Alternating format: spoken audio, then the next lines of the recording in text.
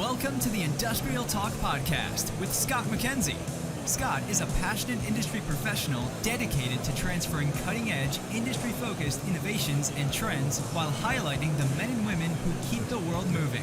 So put on your hard hat, grab your work boots, and let's go. All right.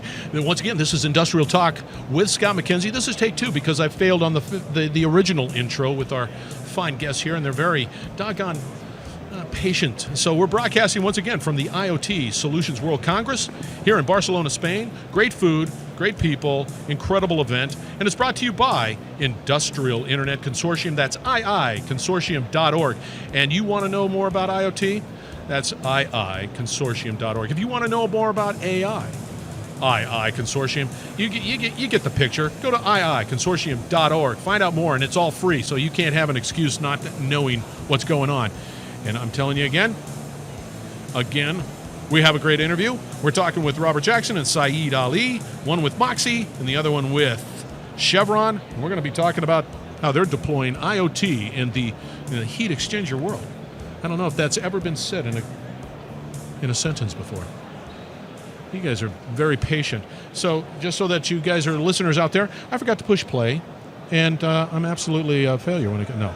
Anyway, you guys are good. So once again, let's talk a little bit about your background. Robert, give us a little background on who you are, what you're all about, and then we're going to go into Syed, and then we're going to talk a little bit about those IoT heat exchanger solutions that you're doing. Certainly. So I've spent the last 20 years in the industrial space, working originally with programmable automation controllers for a company called National Instruments, and then more recently expanded into the industrial IoT space and joined Moxa, and really excited to be here.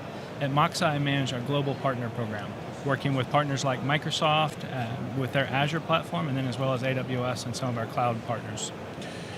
Okay, Syed, that's a tough act to follow. I mean, I'm in tears after Robert's explanation. Better it. So I can't top Robert, but so my background is I started Chevron this year. I'm part of the IoT. I'm IoT engineer for the Center of Excellence within Chevron. And then previous to Chevron, I used to work for Schlumberger for 7 years, and then Halliburton 5 years before that.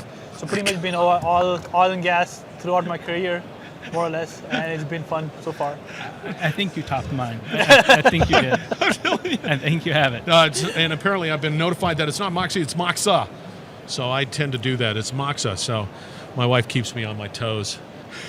So you pretty much hit the trifecta when it comes to large companies. Pretty much, yes.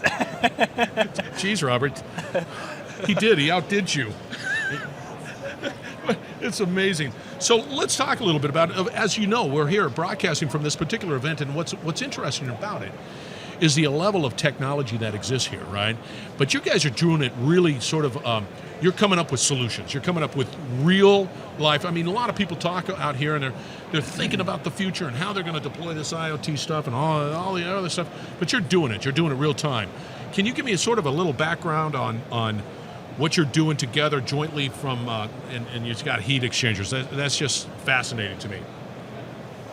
So Scott, from Chevron side, we have many heat exchangers in refineries, and these heat exchangers. So what we're trying to do with this solution is we're trying to figure out how can we do predictive maintenance on these heat exchangers. Every time we have a heat exchanger which is scheduled, we keep it offline. There's a possible. So the idea of getting predictive maintenance makes a lot more sense than doing scheduled maintenance. So we're trying to figure out how can we leverage IoT solution and the IoT gateway, and then how can we work with our partner like Moxa to enable that. Yeah, so what you're doing, you're going to try to put some device out on that particular asset. You're going to be pulling data. You're going to try to figure out what is relevant data, what is actionable data, so that you can, for lack of a better term, sweat the asset. You don't have to do that, scheduled maintenance all the time and put that asset out of. You can sort of do it with some level of insight into the parameters associated with taking that asset out, if necessary, at the right time. Scheduling it right. Yes. So are you having any success with that? So we have deployed this solution in 2 of our refineries, and so far the results have been great. We are still doing proof of concept on this, but the results have been from our stakeholders it's been positive so far. We're deploying the solution. So how long has it been since you've been deploying this solution? It's been a year, It's been a year, and you're still in the proofing? We're still in the proof of concept, just trying to get more data out of these heat exchangers. So we are moving to production in a sense that we are looking into deploying these in different refineries. But before we do that, we're going through making sure that the security part of it and all the other production is ready, the documentation is ready. So we're also working in parallel to that effort as well to get that going. So I hear what you're saying. This is a trend we're seeing across many of our customers. Yeah. We are past the proof of concept phase. Yeah. But we're not ready for the scale deployment. And I mean the industry. If you think about scale deployment, how are you going to manage 10,000 devices in the field today? Yeah. You have to be able to provision them. You have to provision them securely. Yeah. You have to be able to remotely manage those devices. Yeah. And you have to be able to provide software updates at multiple layers as well as security patches. And so we're on the leading edge at Moxa, actually working with Microsoft, and specifically the Microsoft Azure platform. Yeah. It's something that Chevron has standardized on is Azure, but still to be able to deliver that end-to-end device lifecycle management for 10 devices, 100 devices, very feasible today. But when Chevron and other customers at this scale talk about deployment, they're talking about doing this across their entire set of refineries. So let me just sort of paint the picture. So I have a device out there, and I'm on a heat exchanger, and I'm pulling data. You've defined what data needs to be pulled. I can't tell you what it is, whatever pressure differentials, I whatever it might be, right? So temperature differentials, actually. Temperature. Mm-hmm. You might say temperature differentials. So now I'm pulling data, and I'm sticking it in something, and then I'm determining what is important. And so you've had a success in a way of being able to say, that data is trending in the wrong direction, and we need to do something and get it scheduled. Right. So in that case, it will be the fouling factor. So the fouling factor inside the heat exchanger will tell us when we need to. So the way we are doing is with data we're getting in from this deployment, we're trying to figure out with the more data, how can we accurately predict that is how much life is still left on this asset, and then so we have deployed in two locations so far, but so far the data which we have been getting, the quality of data we've been getting has been good. We have also seen that most of our refineries are actually looking into this and saying that this can also be applied to different solutions as well. That is always the case. If you're not in the game, right? If you're not actively trying to seek out solutions to problems and trying to deploy it and execute, you never see the other nuggets that exist out there, which is really a fascinating. You just get out there and try it. So when we start talking, there's multiple types of heat exchangers that capture different types of data, and that's part of the challenge that you guys have. That this heat exchanger is not always the same, and it's in a different location, and it might be deployed. And when you look at your asset base from a Chevron point of view, it's around the world. So what might be, operating sufficiently in Louisiana could be completely different in, wherever else, Poland. I don't care, And that's the opportunity we're seeing with many customers. Yeah. They want the ability to take and compare data coming from different assets to develop these historical and future predictive trends with AI and machine learning, but we've got to get the data. And the data is often locked within existing proprietary systems. And so Moxa is giving them an option to connect gateways to access that data and send it to the cloud. Right. But the challenge is, okay, how do we scale this? How do we get thousands of gateways out there? How do we go to different heat exchangers and then allow them to have the data to be able to compare and contrast performance results? Right. And there's a real shift in the industry. A lot of proprietary vendors in the past wanted to sell hardware and then offer a SaaS software solution. Right. The problem is the hardware vendor then owns the data. Yeah. They own the device management. Our customers are all asking for themselves to own the data. It's their data. And so we're integrating natively with Azure so that our customers can have access to their data. They can do predictive maintenance and the trend analysis they need within their own IoT hub and IoT data centers. Do you know of other companies that are truly trying to track the data on heat exchangers, or is this something that's new? So this was started last year actually, and we have worked with some of our other partners as well who've been part of this journey. Yeah. So it's been a journey because we've been learning a couple of things as we go along through this, and we've been always trying to improve the solution as we go, and then looking at scalability factor, that's important. So we're trying to see it can't be just one-off or two-off solution. It has to be scalable, and to make that scalable across Chevron, as you mentioned, depending on it could be US, it could be somewhere far. So how do you make a scalable solution? And that is always a big challenge within Chevron to do that. And so that's one of the things we are working on to get that scalable. So what is interesting from my perspective, as you scale, you're always collecting data, information. And that information is valuable because it does differ from location to location, maybe asset to asset, but you're creating that intelligence that just makes you better. That in the long term, you're making the sacrifice today to figure it out, which can be some heavy lifting, but you're in the long run, it makes sense. Right. You know. And we work with many large companies. To be fair, today in IoT, large companies are the ones leading the way. Yeah. But Chevron is actually ahead of most. Yeah. And some of the things they have is they have an actual IoT Center of Excellence. And Syed's leading that team with his management. We see that in other industries. We see other industries that have dedicated IoT teams. But Chevron's really in the lead in oil and gas, which is exciting for us to see. The thing we take away as we work with many customers is without that Center of Excellence for IoT and really the convergence of the IT and OT engineers, it is hard to make progress. It's hard for us to even show them the capabilities we have and them implement it without that internal expertise. So I understand and I see the value proposition. You know, I'm sold without a doubt. What are the challenges you're dealing with? I mean, what is it? Right. So basically, some of the challenges we have is what we did is the first thing we started with is we want to make an architecture which got approval through different various groups within Chevron, and then we also want to make sure the architecture we have in place for our IoT is very secure. So the challenge always is how to make the data more and more secure, and how to get the devices more secure. How can we send data securely over cellular connectivity, or how do we send data where there is no cell connectivity? How do we do that? So those are some of the challenges, especially in remote locations. How do we get that data out?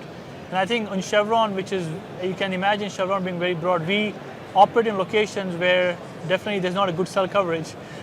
We operate in very remote locations, so where there's no power. So how do we leverage that type of, how can we measure, deploy sensors where we have no power, limited cell connectivity, and also send the data in a secure manner.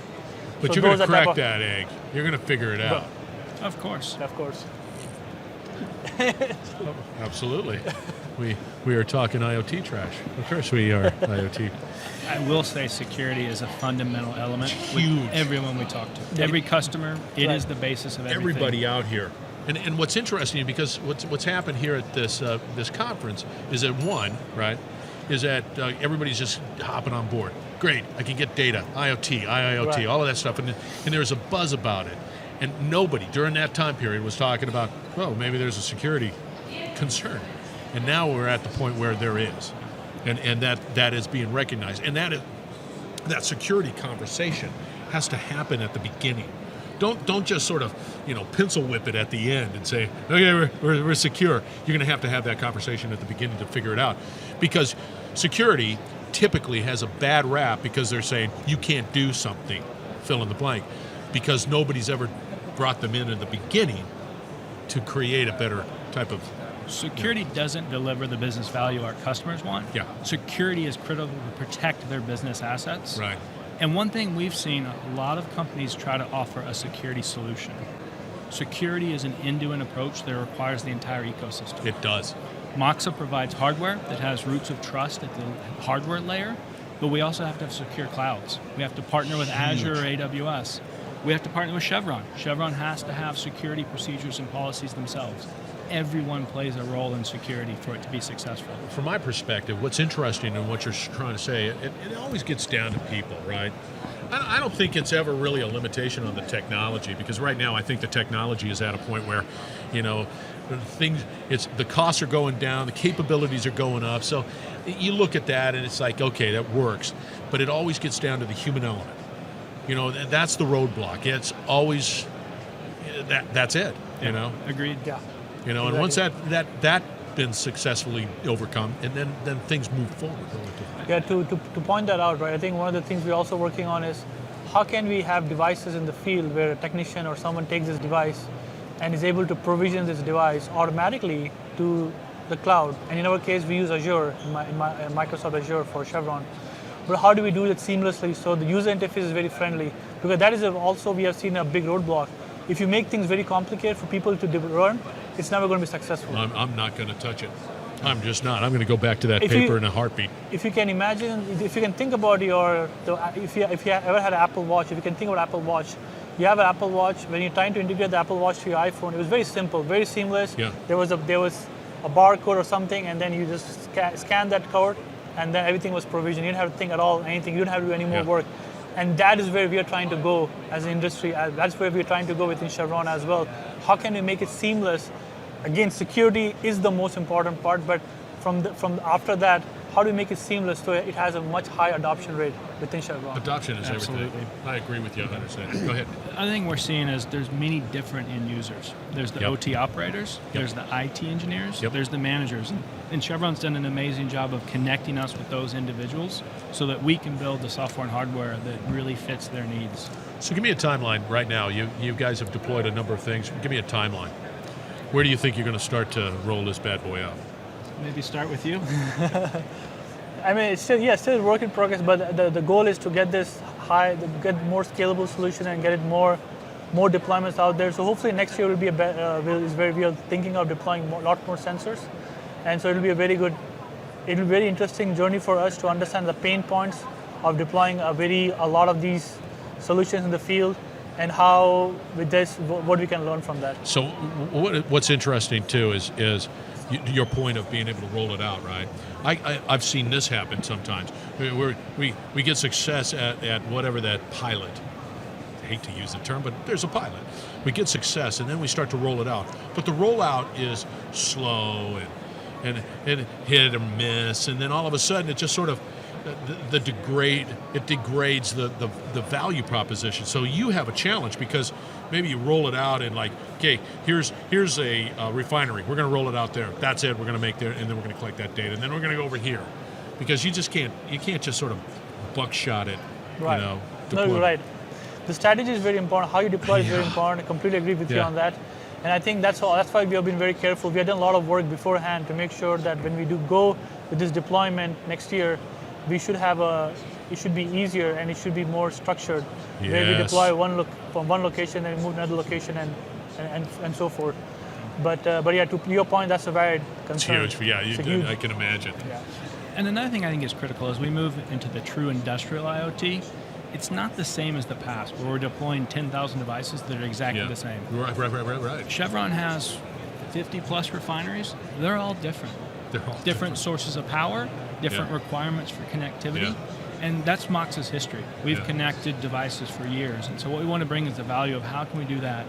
The same application changes between refineries, but then even within the refinery, there's many different applications. Yeah, see,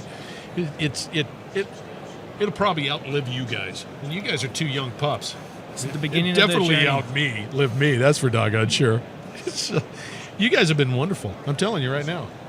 That's a bright, and by the way, because Syed doesn't have a pair of headphones, I'm playing music now. It's good rock music. All right. You listeners out there, that's Robert Jackson and Syed Ali. One's with Moxa.com. Well, Moxa. Go to Moxa.com to find out more. And Syed comes from a little tiny company called Chevron. Both cutting-edge people. Are you guys active out there on LinkedIn? Of course. Yes. Okay, you got to reach out. Robert, and this is not a slam on your name, but Robert Jackson is pretty doggone common. It is. It's technically Robert C. Jackson III on LinkedIn, so it's very easy if you wanted to find me on LinkedIn there. I would just probably type in Robert Jackson and then slap in Moxa, because I guarantee you're the only one, Robert. That'd work as well. That's Very a good. idea. And Syed Ali. Put in Chevron. He's out there too as well. And once again, we are broadcasting live from IoT Solutions World Congress. We're in Barcelona, and we're talking IoT. Solutions out there to solve problems, real problems. It's happening here. It's brought to you by those wonderful people at Industrial Internet Consortium. That's iiconsortium.org. And it's all free out there. You go to that website, you find out all the information you need about IoT and also contacts that to help you with questions you might ask. That's iiconsortium.org. Go out there. They're wonderful people. You guys are absolutely great. Sorry about the little mix-up on the old podcast. It's podcast. What do you expect? It's great. Appreciate it. I'm just who I am.